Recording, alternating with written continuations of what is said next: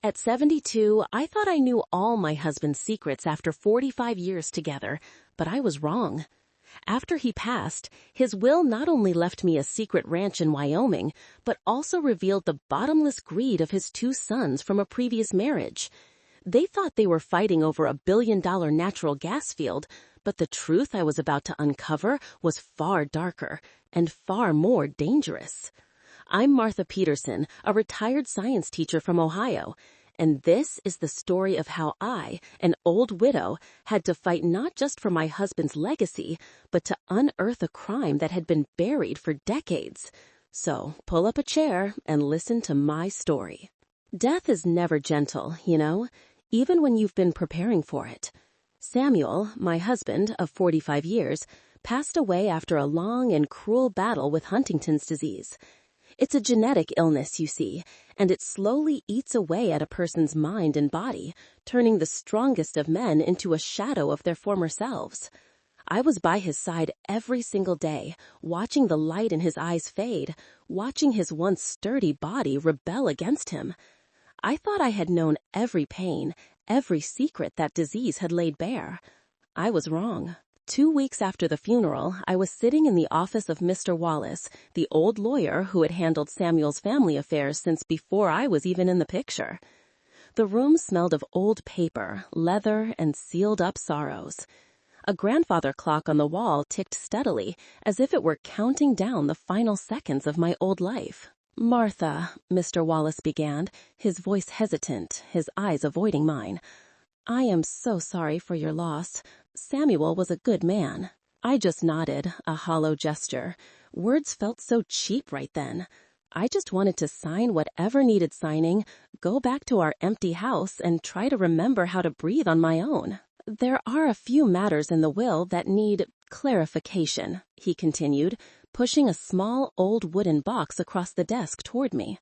"Samuel left this for you." I opened the box.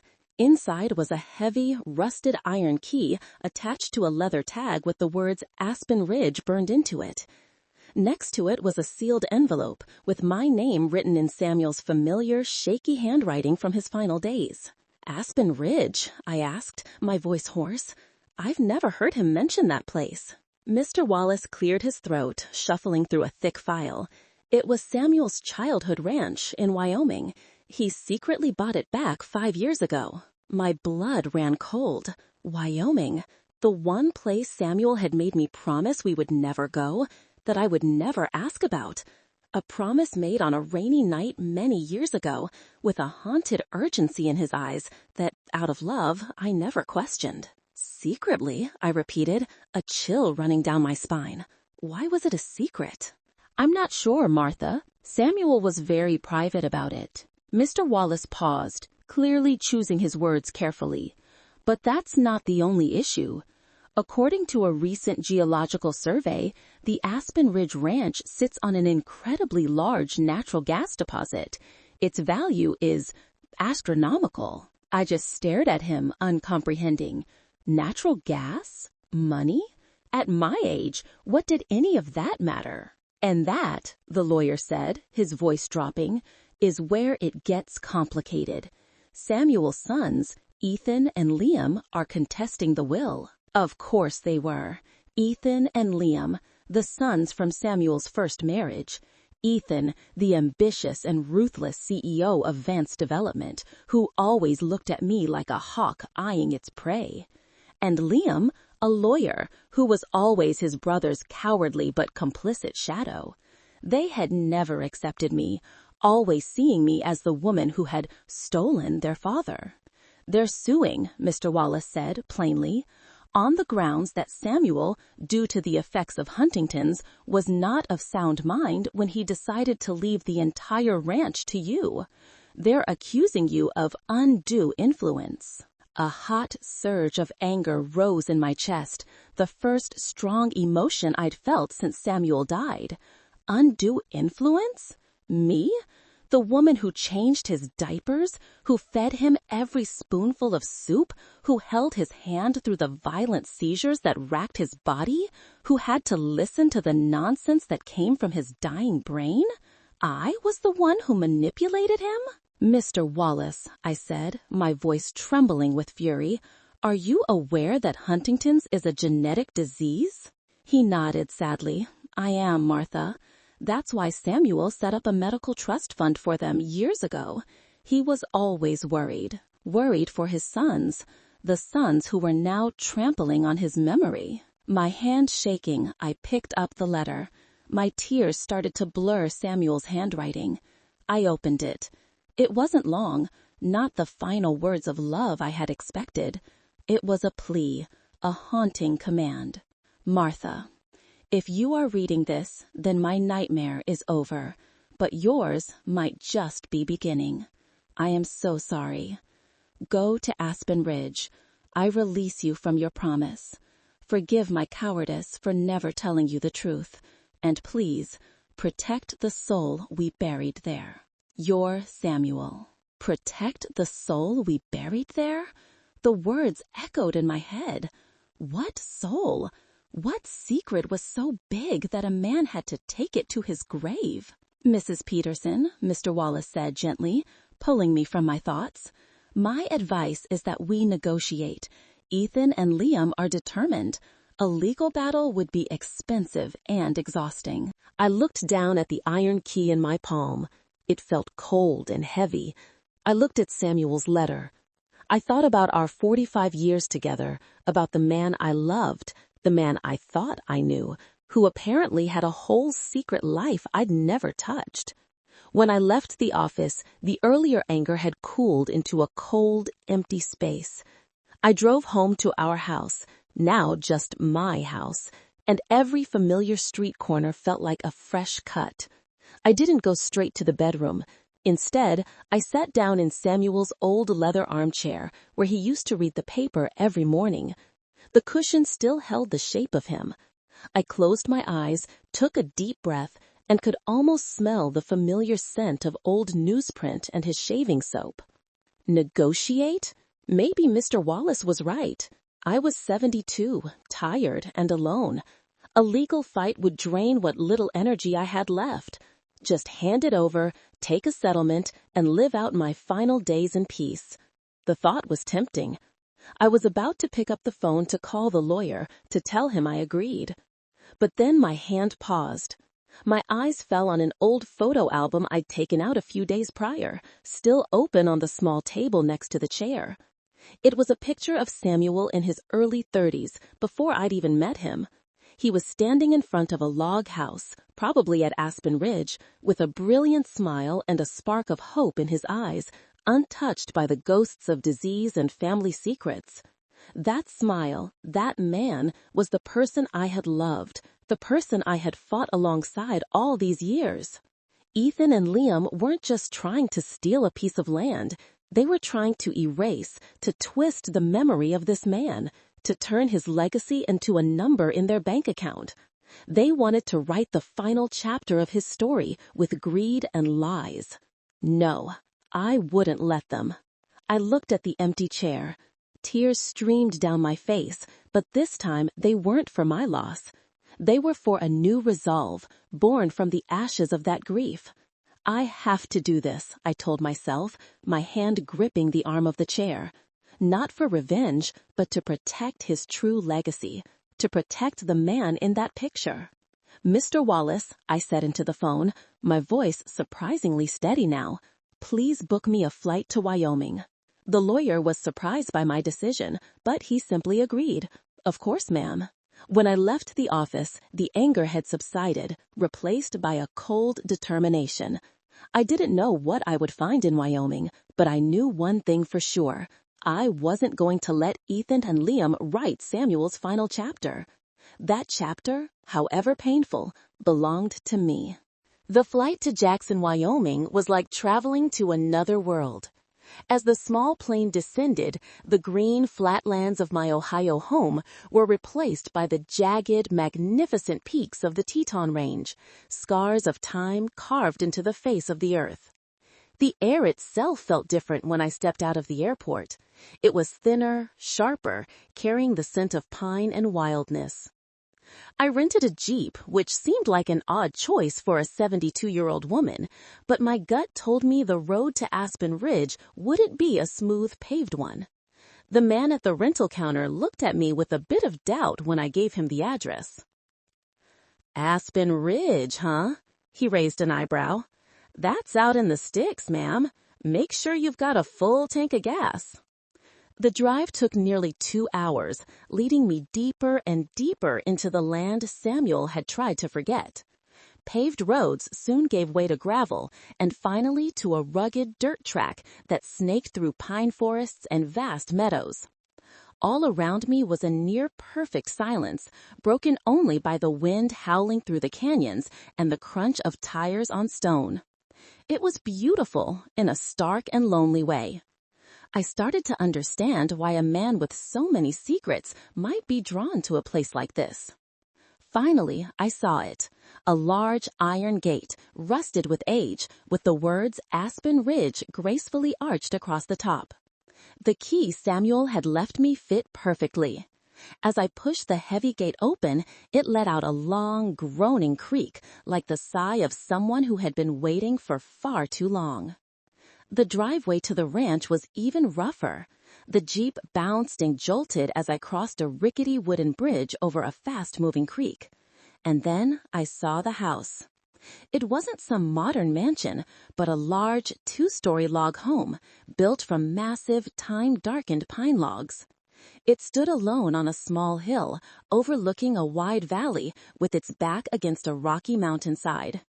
It was beautiful in a solemn way, but it also radiated a deep sadness, as if the house itself held secrets. I had just parked when a man emerged from a nearby barn. He was tall and weathered, with gray hair tied back in a neat ponytail. He wore an old flannel shirt and faded blue jeans.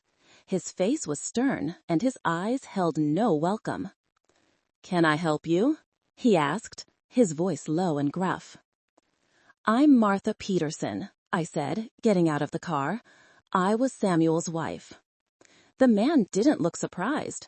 He just gave a slow nod, as if he'd been expecting me. "I'm Jim, the caretaker." "It's a pleasure to meet you, Jim," I said. "Samuel, he never told me much about this place." "The boss was a private man," Jim replied, and that seemed to be the end of that conversation.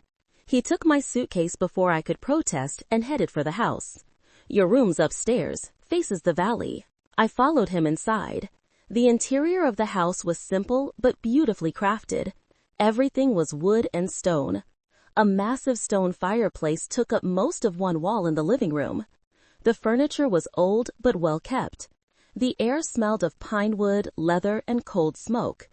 The place felt like a time capsule, a place where the past was still very much present. As Jim was carrying my bags upstairs, I heard the sound of an approaching car engine. A sleek, black SUV, looking completely out of place in this setting, was making its way up the drive.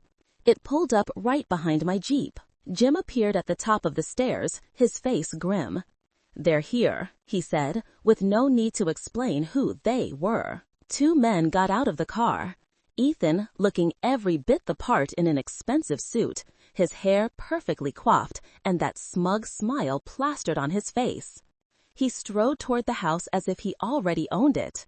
Liam followed, smaller, less flashy, clutching a leather briefcase, his nervous eyes darting around. "Martha," Ethan called out, his voice echoing in the valley silence. He showed no surprise at seeing me. "I didn't expect you to be so quick on your feet. I would have thought a woman your age might need a little more time to get her affairs in order." "I'm still spry enough to drive a car, Ethan," I shot back, my voice cool. "Of course you are," he chuckled, a smile that never reached his ice-cold eyes. "We're here to talk about the future of this place." He made a sweeping gesture that took in the whole valley. Father let its potential go to waste for far too long. It's time for the Vance family to resurrect this legacy. "Legacy?" I asked, putting emphasis on the word. "I thought you were arguing he wasn't of sound mind to make decisions about his legacy?" Ethan's smile vanished. He snarled. Don't play word games with me, Martha. What do you know about this family? You're just the latecomer, a convenient replacement when my father's mind started to go. He glared at me, his eyes filled with long simmering resentment. You have no idea the pain he went through in this very place, the pain our mother caused him when she left. He hated it.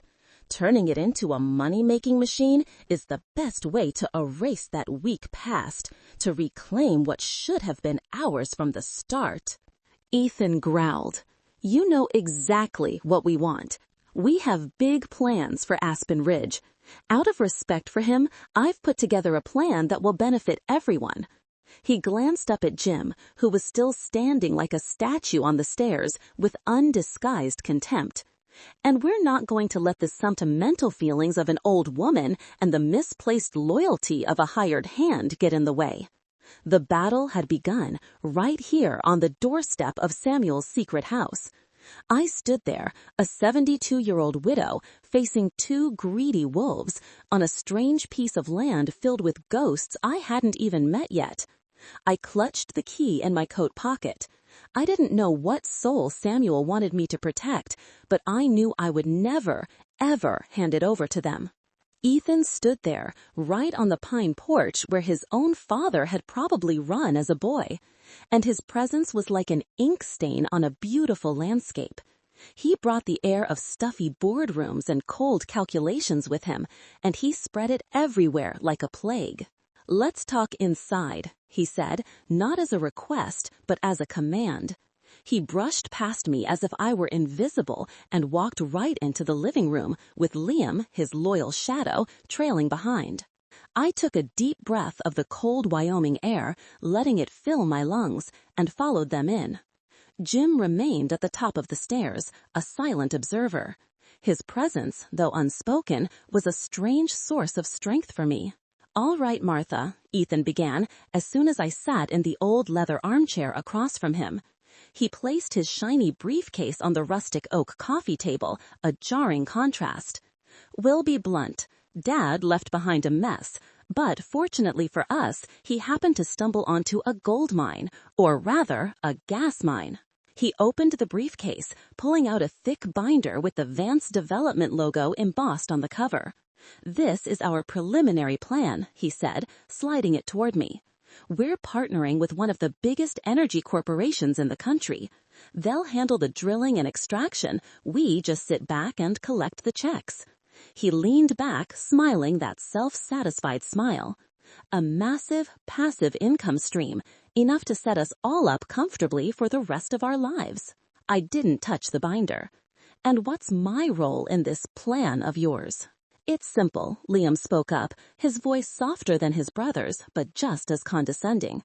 We need you to sign a power of attorney authorizing Vance Development as the family's representative to handle all transactions related to the ranch. It will simplify all the legal proceedings, help us sidestep some messy tax laws, and it would give you two complete control, making me a spectator to my own husband's legacy. Ethan let out a dry laugh. Martha, let's be realistic. You're 72 years old. What do you know about energy contracts or mineral rights law? Leave this to the professionals. Your job is to enjoy your golden years. Travel, shop, do whatever you want. The condescension in his voice made my blood boil. He wasn't just dismissing my intelligence, he was dismissing my love for Samuel. Did he really think I could be bought off with vacations and trinkets? Samuel wouldn't have wanted this place turned into an industrial site, I said, my voice carrying a weight I didn't know I had. I don't know what he wanted, but it certainly wasn't this. What do you know? Ethan snapped, his polite facade starting to crack. You're the newcomer. You know nothing about this family's history, about the pain Father went through in this very place. He hated it with a passion. Turning it into a money-making machine is the best way to get revenge on the past. Then why did he buy it back? I countered. Why did he secretly come back to the place he supposedly hated with a passion? A flicker of confusion crossed Ethan's face. It was clear he'd never even considered the question. "Who knows what an old, sick man thinks?" he muttered, turning away. "Look, we don't have time for these pointless arguments. We'll leave the documents here. You have 2 days to look them over and sign. If you don't, we'll see you in court, and I promise you, Martha, you won't like the outcome." With that, he stood up and signaled to Liam. They left as quickly as they came, leaving the binder on the table like a silent threat, and the air in the room feeling heavier than ever. When the sound of their engine faded, Jim slowly walked down the stairs. He picked up the binder, flipped through a few pages with a look of disdain, and set it back down. "Don't believe a word they say, ma'am," he said. "The boss never trusted them." "Then why would he leave a legacy that could fall into their hands, Jim?" I asked, confusion and grief welling up again. Jim looked out the window toward the distant mountains. "Because sometimes," he said softly, "the only way to catch an animal is to bait the trap with what it wants most." The next 2 days passed in a tense quiet. I spent my time exploring the house and the surrounding land, trying to find the missing pieces of Samuel's story. I walked through dusty rooms, touching old furniture, imagining a young Samuel, a boy I'd never known. Every corner of the house seemed to whisper stories, but I couldn't understand their language. I started taking walks around the ranch. The fresh air and the majestic scenery helped to soothe my troubled soul. I walked along the creek, watching the salmon fight their way upstream, a stubborn, instinctual struggle. I climbed a gentle slope, and from there I could see the entire valley. Aspen Ridge was both breathtakingly beautiful and heartbreakingly lonely. On one of my walks, I found it. A small trail, almost hidden by overgrown bushes, leading toward a clear blue lake I had seen from a distance. On a hunch, I followed it. The path led me to a small log cabin nestled by the shore, surrounded by aspen trees. It looked peaceful, but as I got closer, I saw something strange. A thin wisp of smoke was rising from the chimney, even though the cabin looked unoccupied. Just then, Jim appeared, almost out of nowhere. "You shouldn't be here," he said, his tone not a suggestion, but a warning. "Why not, Jim? Whose cabin is this?" "Just an old line shack," he said evasively. "Nothing to see. The wood's rotten, not safe." But I knew he was lying. His eyes darted toward the cabin with an unmistakable anxiety. He was protecting a secret. That secret was in that cabin. Another secret was right beneath my feet, the basement of the main house. The door leading down to it was made of thick oak, and it was locked with a massive iron padlock that looked like it hadn't been opened in a century. "Where's the key to this door, Jim?" I asked one morning. "The boss lost it years ago," he replied curtly, not meeting my eyes. "Nothing down there but mice and cobwebs anyway." Another lie.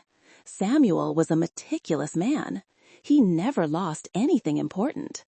This door, like the cabin by the lake, was forbidden territory, and I knew that the answer I was looking for, the soul Samuel wanted me to protect, was tied to these 2 places.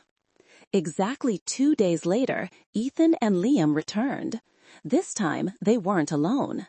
With them was a man in a suit who looked like a lawyer for the Energy Corporation.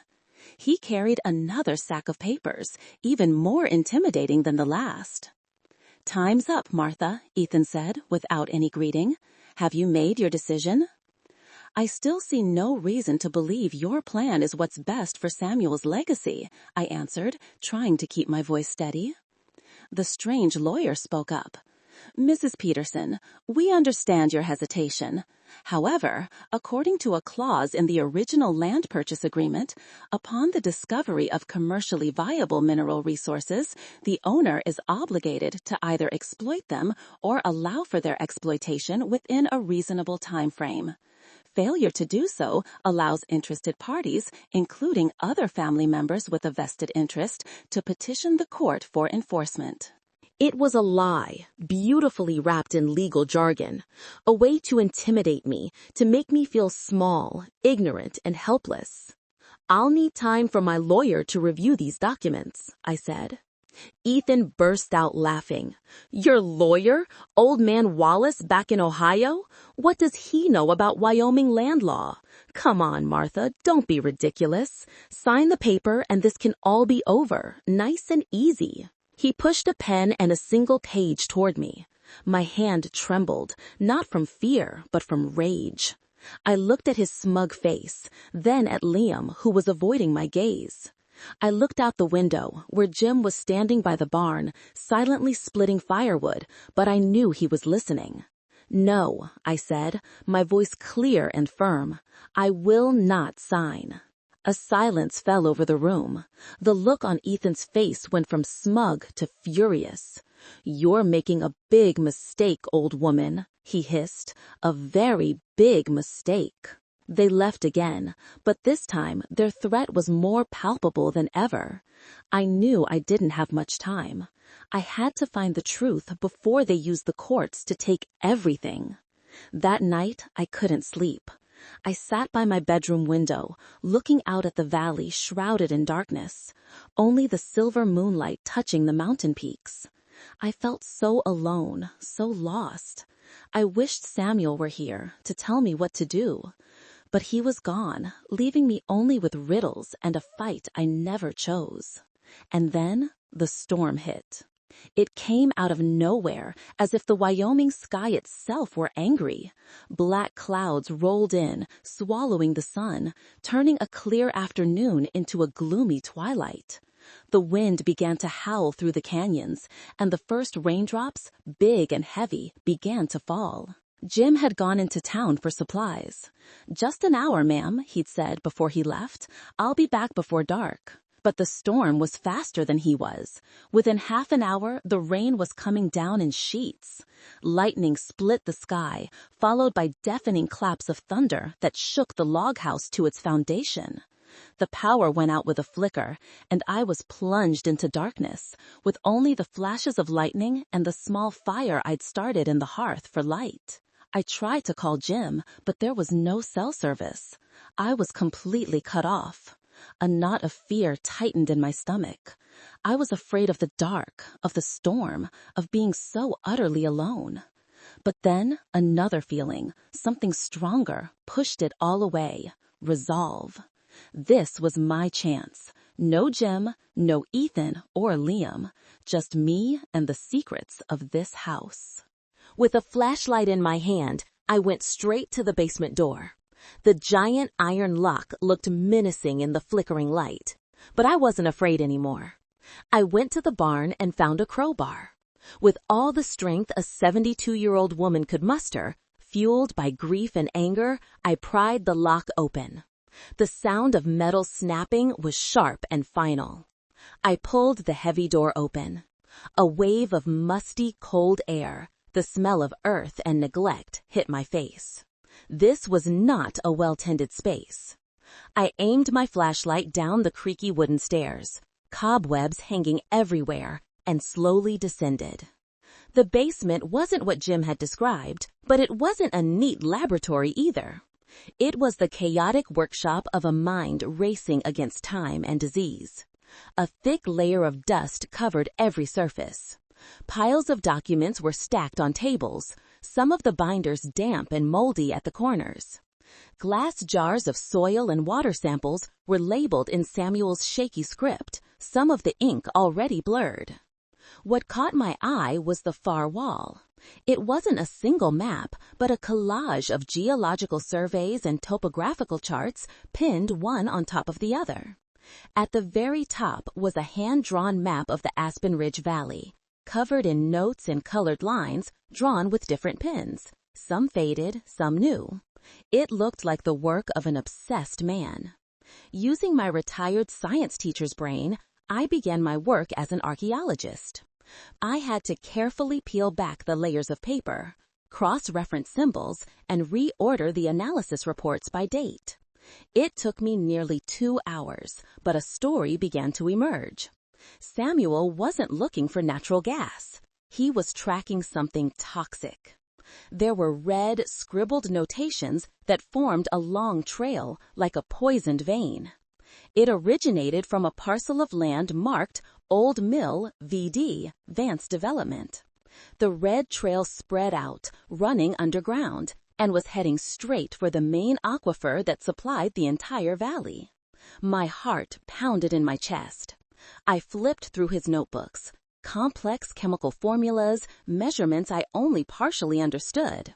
But then I saw the names that would make any science teacher shudder. Benzene, arsenic, lead, all circled multiple times in red ink. Under one of the charts, Samuel had scrawled a nearly illegible note. "They're covering it up, just like Dad did. Must stop them." I sank onto a rickety wooden stool, feeling dizzy.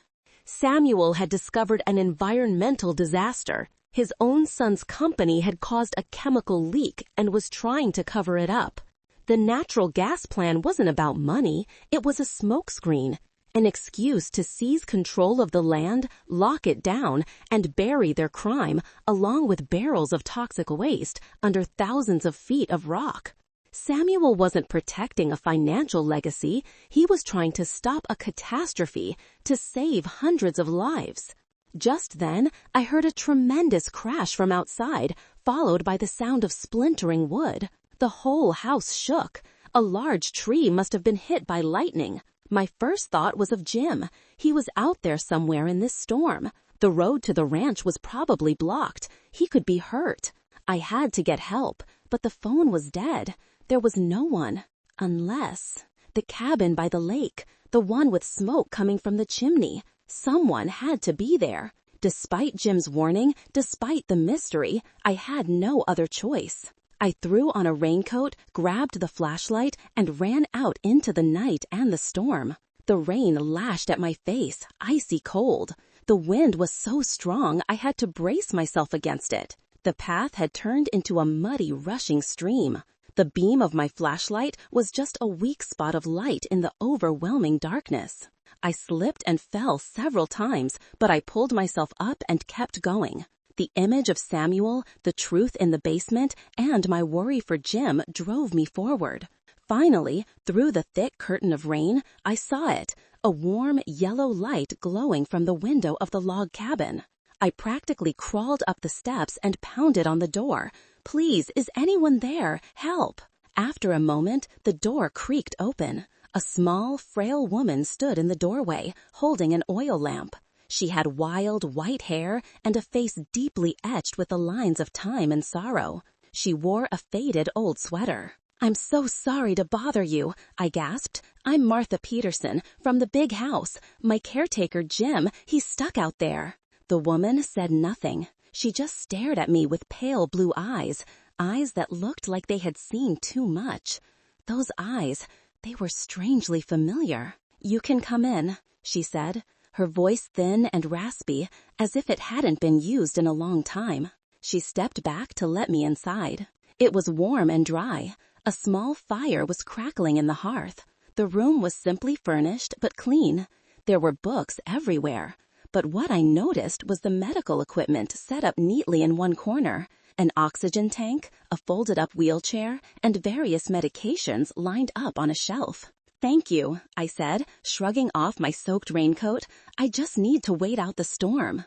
I turned to get a better look at the woman who had given me shelter, and then my heart stopped. In the glow of the oil lamp, I could see the lines of her face that time couldn't erase.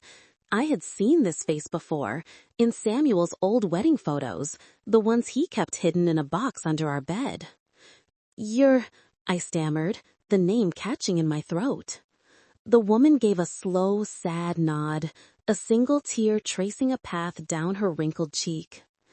"I'm Laura," she whispered. "Laura Vance, Samuel's first wife." The soul Samuel wanted me to protect. It wasn't a thing. It was a person. And the biggest secret of Aspen Ridge was now standing right in front of me. The name Laura Vance hung in the air between us. I stood there, soaked and shivering, staring at the woman who had been a ghost for my entire marriage. A complicated wave of emotions washed over me: shock, pity, and an unavoidable twinge of jealousy. This was Samuel's first love, the mother of his sons. I was the one who got the life she had lost. "But how was that possible?" I stammered, the questions tumbling over each other in my mind. "Everyone said you left, that you died in California." Laura gave a sad smile, one that didn't reach her eyes. "Sometimes dying is the only way for a woman to live," she said, her voice still raspy. She gestured toward the single armchair by the fire. "Sit down, Mrs. Peterson. No, I should call you Martha. Samuel told me so much about you." Told her about me? Samuel had been talking to her? The two lives I thought were completely separate had been running parallel all along, connected by the man we both had loved. I sat, my knees feeling weak. Laura moved slowly to the stove and put on a kettle, her hands trembling slightly. "He did?" I asked, my own voice barely a whisper. A sad smile touched Laura's lips. "Oh yes, he said you were smart and patient. He said you were his peace. He felt guilty that he couldn't give you a full life, one that wasn't tangled up in his past." She paused, looking right into my eyes. "I used to be jealous of you, jealous that you had him, that you had a normal life. But then I realized the burden he carried, you had to share a part of it, even without knowing." Those words were like a bridge across the chasm between us. I looked at the frail, sick woman before me, and the jealousy melted away, leaving only a deep empathy. We weren't rivals. We were two halves of the same story, two women who had loved a complicated man who was both a hero and a coward. And then, between the sound of the rain lashing against the windows and the crackle of the fire, Laura told me her story. She wasn't the one who had abandoned her husband and children. She was a victim who had escaped. Her father-in-law, the old Archibald Vance, was a tyrant, a despot who ruled the family with his fists and with fear. Samuel, young and weak then, had been unable to protect her. After one beating that nearly killed her when Ethan and Liam were just little boys, Samuel did the only thing he could. He helped her run away. "He staged everything," Laura said, her voice distant. "The story about me leaving for California, the forged letters, he faked my death so I could be free. He brought me here, to his childhood ranch, a place he knew his father would never set foot. And he has been secretly taking care of me for the last 40 years. 40 years, half a lifetime, living as a ghost, erased from existence, while her sons grew up believing their mother was a deadbeat who had abandoned them." "But why didn't he tell them the truth after his father died?" I asked, trying to understand. "The fear was already too deep in Samuel," Laura said, turning back to me, her eyes glistening with tears. "And the shame. He always blamed himself for not being strong enough to stand up to his father.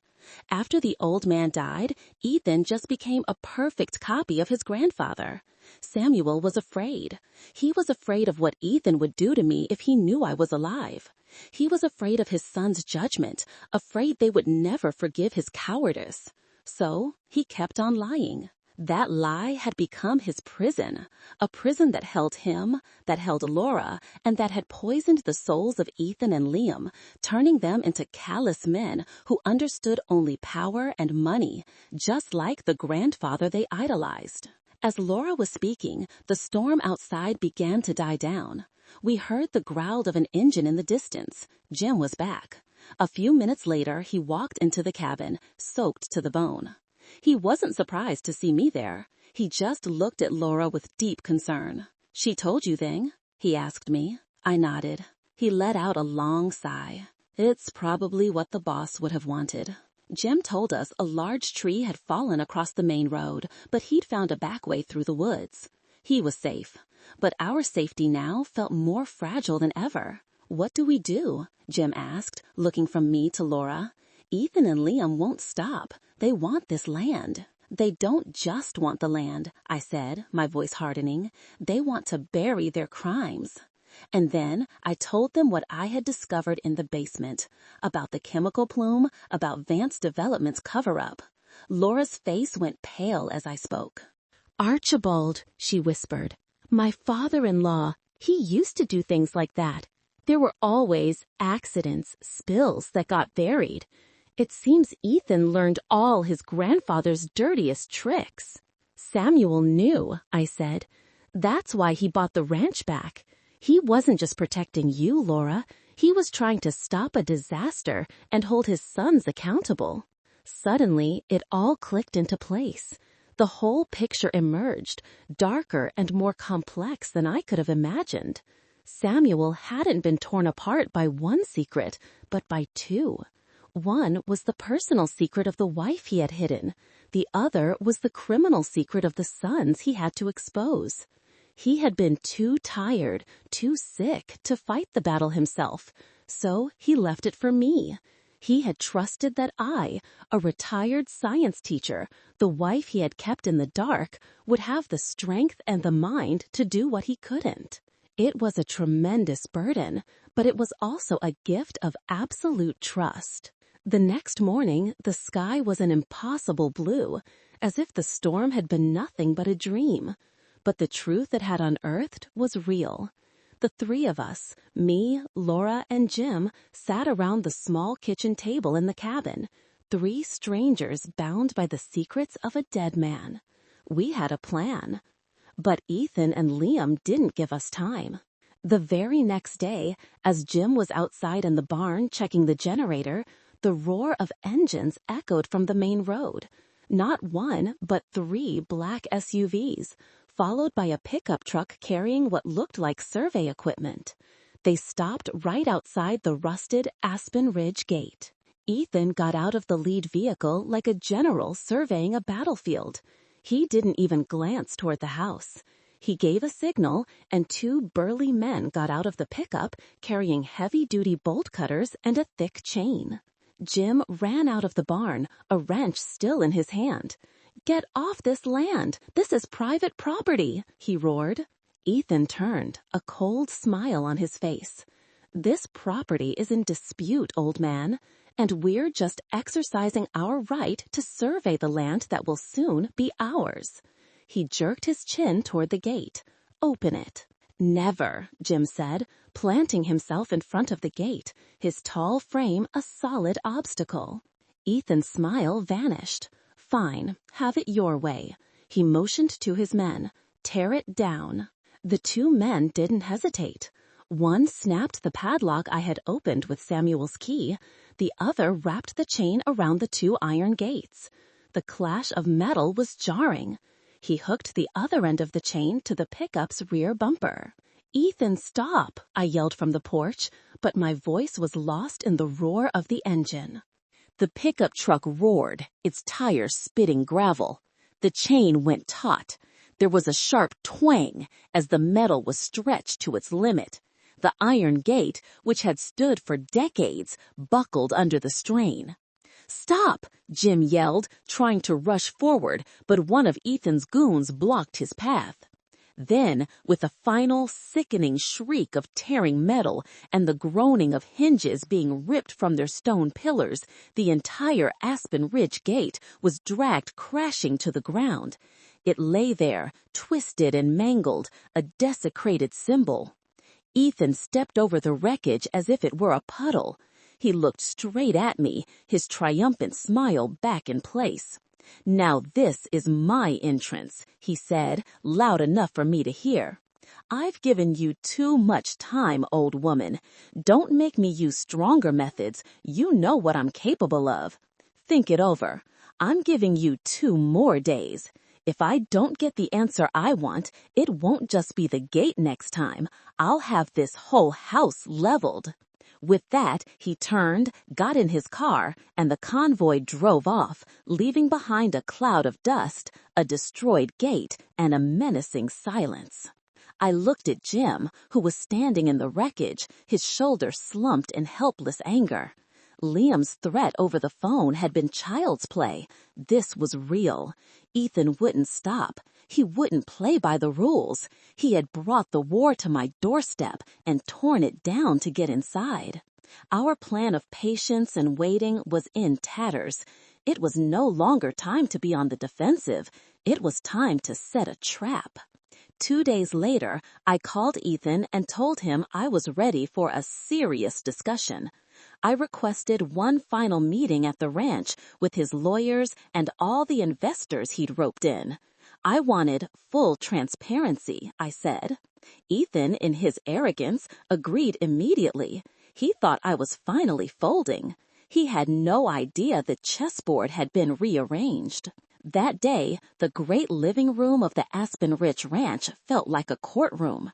Ethan and Liam sat on one side, smug and powerful. Across from them were the 3 investors, men in expensive suits with cold expressions. Their lawyer, a cocky young man, spread papers across the table. I sat in Samuel's armchair, facing them all. Jim stood in the corner of the room, a silent guardian. "All right, Martha," Ethan began.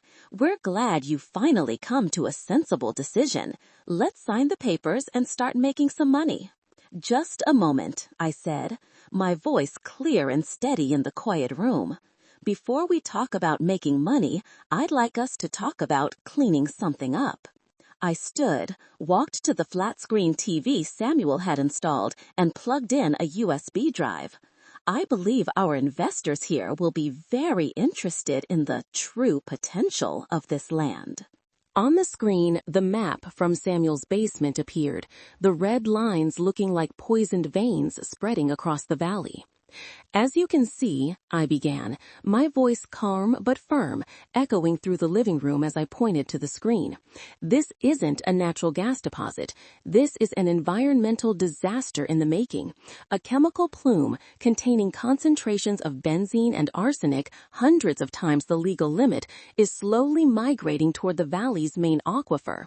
These numbers," I clicked to the pages showing soil and water analysis, "are not speculation. This is data collected by Samuel Peterson himself over the last 5 years." The investors' faces shifted from curiosity to concern. One of them, an older man with silver hair, cleared his throat. "Mrs. Peterson, are you suggesting the geological reports provided to us by Vance Development are inaccurate?" "Inaccurate is too gentle a word, sir," I replied, looking directly at Ethan. "I'm suggesting they're a fabrication. This natural gas plan was never about energy. It was a massive charade, an excuse to lock down this entire area and then use hydraulic fracturing to, accidentally, bury their crimes thousands of feet underground." "Enough," Ethan roared, slamming his hand on the table, making everyone jump. He shot to his feet, his face red with rage. "This is slander, a conspiracy by a bitter, senile old woman who's about to lose her gold mine. Gentlemen, don't listen to her." He turned to the investors, trying to regain his confident swagger. "My father, as you know, suffered from Huntington's for years. His mind wasn't right. This," he gestured at the screen with contempt, "is the paranoid scribbling of a delusional brain, of a man obsessed with conspiracy theories." Liam, his hands shaking, quickly chimed in. "Legally speaking, gentlemen, these documents are worthless. They're uncorroborated, there's no chain of custody, they're inadmissible as evidence." "The numbers may not have legal value, Liam," I said, my voice like ice, "but they have the value of truth. Arsenic isn't paranoid, benzene doesn't lie, and that creek outside is dying, gentlemen." I turned back to Ethan. "You'd use your father's illness to cover your lies? You call him delusional? Or is the truth that he was the only one left in your family with a conscience?" "Conscience?" Ethan let out a harsh, bitter laugh. "My father was a weakling. He let this place rot. He let my mother—" He stopped, catching himself before he spoke the lie that had defined his life. "Your mother?" I seized the opening, my voice dropping. "You want to talk about your mother? You're right, Ethan. The words of an old woman like me, the notes of a dead man, perhaps that's not enough to convince these gentlemen." I let the moment hang, the tension in the room thickening. Every eye was on me. "So perhaps," I said, turning my gaze back to him, my eyes full of meaning, "we need a witness who can verify what I'm saying, someone who has known about the practices of the Vance family for a very, very long time." The bedroom door, which I had purposely left ajar, now swung fully open. Jim pushed Laura's wheelchair into the center of the room. The silence was absolute. The only sound was the steady click of the wheelchair's wheels on the hardwood floor. Ethan and Liam froze. Their faces went ashen. They stared at the mother they thought was dead, the mother whose tragic story they had used to paint their own lies. "Hello, boys," Laura said. Her voice was weak, but every word landed like a hammer blow to their existence. The investors looked at each other, stunned and confused. Ethan's lawyer's mouth hung open, speechless. Laura didn't look at her sons anymore. She turned to the investors. "My name is Laura Vance, and I am here to tell you that what Mrs. Peterson has presented is the absolute truth. I used to be the bookkeeper for my father-in-law's company. I saw the ledgers. I saw how they covered up accidents just like this one. My son, Ethan, is simply following the path his grandfather laid out for him." She paused, taking a ragged breath. "This land isn't full of natural gas. It's full of crimes. And you, gentlemen, are about to invest in a catastrophe." That was the final straw. One of the investors stood up. "This meeting is over," he said, his voice frigid. "We are withdrawing from this project, effective immediately, and our lawyers will be in contact with you, Mr. Vance." They left without a backward glance at Ethan and Liam. Ethan and Liam stood there, in the wreckage of their plan and their lies. They were no longer successful businessmen and powerful lawyers. They were just two little boys who had been caught, exposed in the raw and humiliating light of truth. Ethan looked at me, his eyes filled with pure hatred. "You've ruined everything," he hissed. "No, Ethan," I said, my voice no longer angry, just tired with a hint of pity. "You ruined yourselves a long time ago. I just turned on the light." I looked over at Laura, who Jim was tending to. I looked out the window where the Wyoming Valley was bathed in sunlight. The fight for Aspen Ridge was probably over, but the fight to heal the wounds it had caused, to this land, to these people, and to myself, was just beginning. Samuel's true legacy wasn't revenge. It was a chance to start over, from the ashes of the truth. The silence after the investors left was heavier than thunder. Ethan and Liam stood frozen, their faces a bizarre mixture of shock, rage, and a raw fear I had never seen in them before. Laura sat in her wheelchair, a small woman whose presence filled the entire room. She wasn't looking at her sons. Her gaze was fixed out the window, as if looking back over 40 lost years. Finally, Liam broke the silence. He was always the weaker one. "Mom?" he whispered, the word escaping his lips like a sigh, full of disbelief and pain. Laura didn't turn. Ethan, however, found his voice, and it was pure venom. He didn't look at his mother. He looked at me. "This was your plan, wasn't it?" he snarled, pointing a finger at me. "All of this. You dug up the past. You conspired with her," he spat, gesturing toward Laura without even a glance, "to move against my father's own flesh and blood." "I am not her, Ethan," Laura said. Her voice was still frail, but this time it had an edge like steel. She slowly turned the wheelchair to face him. "I am your mother, the mother you and your father erased from existence." "My mother is dead," Ethan screamed, a cry full of the desperation of a child clinging to the lie that has fed him his whole life. "You're an imposter, some fraud this old woman dug up somewhere." "Then look closely, Ethan," Laura said, and she did something that stunned me. She pulled up the sleeve of her old sweater, revealing a long white scar on her forearm. Do you remember this scar? You gave it to me. The year you turned 8. You fell out of the apple tree, and a broken branch cut my arm when I tried to catch you. Dr. Miller stitched it up, 12 stitches. Ethan stumbled back a step, as if struck by an invisible blow. He stared at the scar, and for a second, the mask of the ruthless CEO fell away, revealing a lost and confused little boy.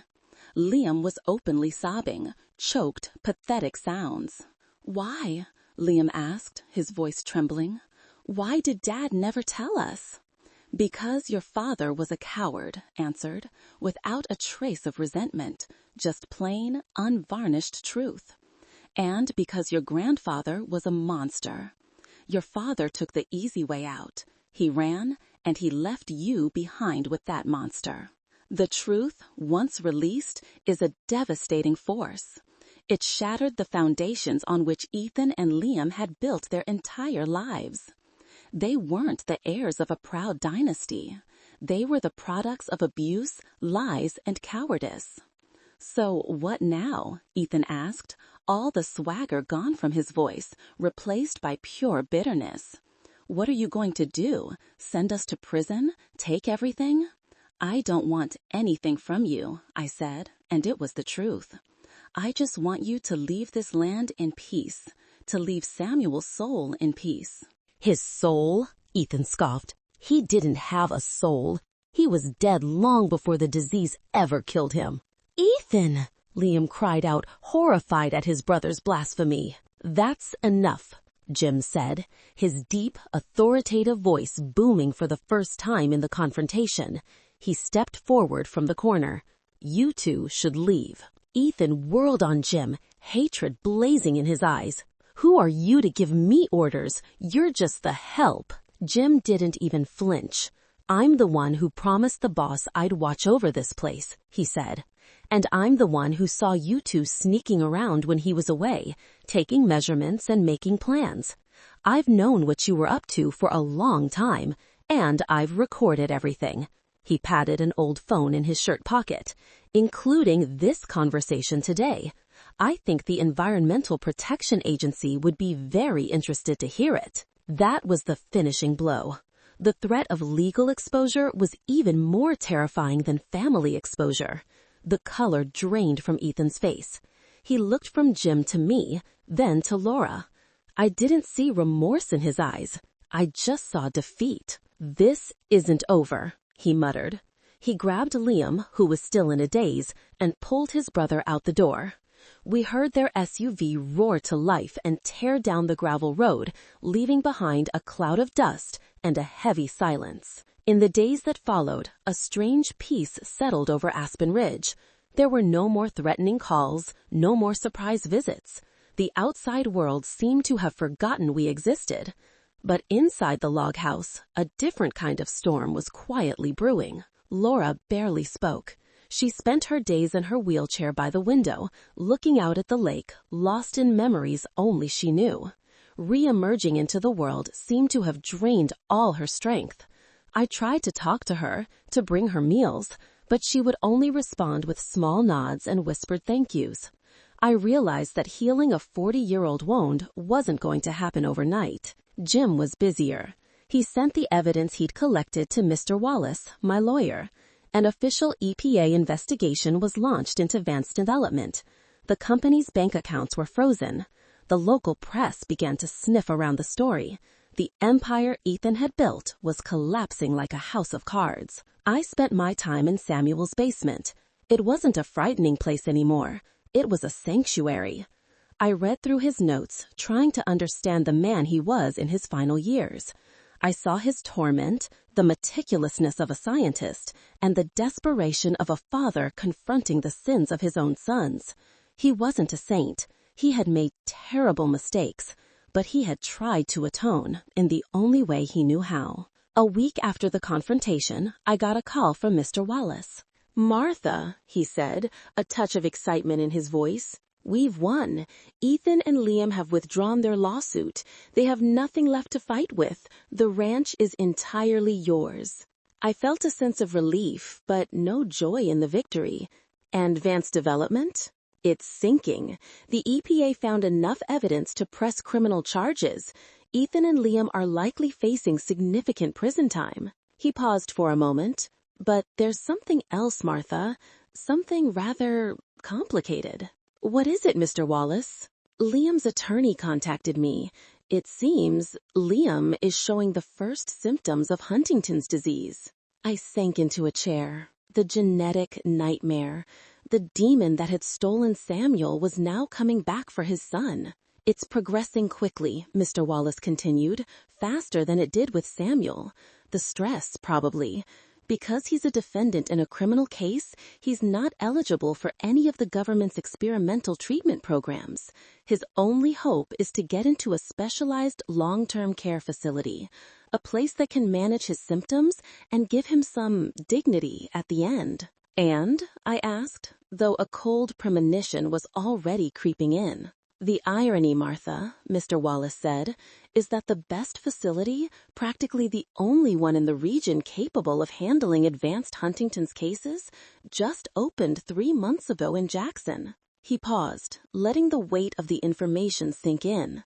It was founded with a massive grant from the Aspen Ridge Environmental and Community Health Trust, the trust fund I had established as soon as the EPA investigation began, using a portion of the assets Samuel had left me. Its original purpose was to help the people in the valley who might have been affected by the contamination. I never, not for a single second, imagined it would be used for this. Liam's lawyer wants to submit an application for him to be admitted, Mr. Wallace said. As the founder and the chair of the board, you have the final say on approving or denying special cases. I hung up the phone, my hand trembling. I went out to the porch and looked out at the valley. The irony of it all was just cruel. The man who had tried to destroy this land, to destroy his father's legacy, and to destroy me, was now begging for mercy from the very people he had scorned. His fate, the end of his life, was now in my hands. I went back inside, to Laura's room. She was still sitting there, looking out the window. "Laura," I said softly, "I need to talk to you about something." I told her about Liam's diagnosis, about his CLE. Laura listened, her face expressionless. When I finished, she was silent for a long time. "When Liam was little," she began, her voice still distant, "he was terrified of the dark. Every night he'd make me leave a nightlight on. Ethan always teased him for it, called him a coward. One night, Ethan snuck in and turned off the light and locked Liam's door. The boy screamed until he was hoarse. By the time Samuel and I broke the door down, he was huddled in a corner, white as a sheet. He didn't speak for 2 days after that." She turned to look at me, and for the first time I saw a flicker of life in her blue eyes. "Ethan created the monster inside of Liam," she said. "But Samuel and I, with our silence, we let that monster grow. He's a victim too, Martha, just like the rest of us." She didn't tell me what to do. She didn't have to. She simply gave me another perspective, a mother's perspective. The final judgment wasn't going to be in a courtroom or in a lawyer's office. The final judgment, it turned out, was in the heart of a 72-year-old woman who was now faced with the hardest question of all. Could compassion win out over justice? And what was Samuel's true legacy? Was it vengeance or was it forgiveness? The letter from Liam's lawyer sat on my pine kitchen table for 3 days. Every morning, I'd make my tea, sit down, and just look at it. It was more than a piece of paper. It was the embodiment of everything complicated and painful and ironic about this story. It was a final test that fate, or perhaps Samuel, had left for me. During those 3 days, I talked a lot with Laura. Or rather, I listened. As if confronting the past had unlocked a door that had been sealed for 40 years, Laura began to open up. She told me about a young Samuel, full of ideals, but also full of fear. She told me about a little Ethan, a boy who craved the approval of his tyrannical grandfather and slowly became his copy. She told me about a sensitive Liam who always tried to escape his brother's cruelty but was ultimately swept up in it. She made no excuses for their actions. She simply painted a more complete picture, a portrait of a family that had been poisoned at the root for generations. "No one is born a monster, Martha," she said one afternoon as we sat on the porch watching the sunset behind the peaks. "It's just that some people are never taught how to be human." Her words, combined with the memory of Samuel's final years, of the terrible devastation of Huntington's disease, slowly shaped my decision. I wasn't doing it for Liam. I was doing it for Samuel, for Laura, and maybe for myself. I didn't want to live out my last years with hate in my heart. I was just too tired. On the fourth day, I called Mr. Wallace. "Mr. Wallace," I said, my voice calm, "please convene a board meeting for the trust. I have a proposal to make." The meeting was held over video. The board consisted of me, Mr. Wallace, and a respected local doctor. I presented Liam's case, hiding nothing, his crimes, his illness, his desperation. "I know," I concluded, "that the original purpose of this fund was to help the victims. And in a way, Liam is a victim too, a victim of his own family, of his own genetic inheritance. To deny him, in my view, would go against the spirit of compassion that Samuel, for all his flaws, always tried to hold on to." After some discussion, the board agreed. Liam's application was approved. 6 months later, Aspen Ridge was transformed. Spring had come to Wyoming, bringing new life. The meadows were green and wildflowers bloomed on the hillsides. The ranch no longer felt lonely and haunted. Laura had found her voice again. With help from me and Jim, she started a project she had long dreamed of, turning a part of the ranch into a therapeutic garden. She planted herbs and fragrant flowers, creating a peaceful space for those who needed healing. Her hands, though they still trembled, were once again creating life from the earth. Jim was still Jim, quiet and dependable, but I saw him smile more.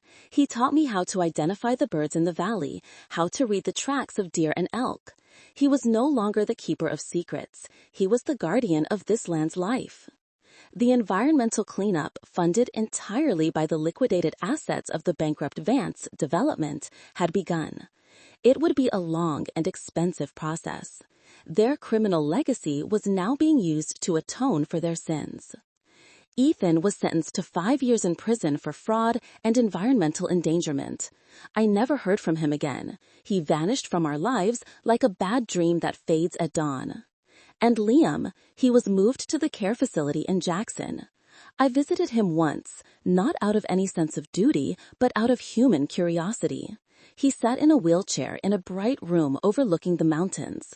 The disease had ravaged him. He was thin, his eyes were vacant, and small, constant tremors racked his body. He didn't recognize me. He just sat there, staring into space, an empty shell of the man he once was. Looking at him, I felt no satisfaction. I only felt a profound sadness for a life so utterly wasted. One afternoon in June, as Laura and I were sitting on the porch, an old pickup truck made its way up the drive. A woman about my age and a young man stepped out.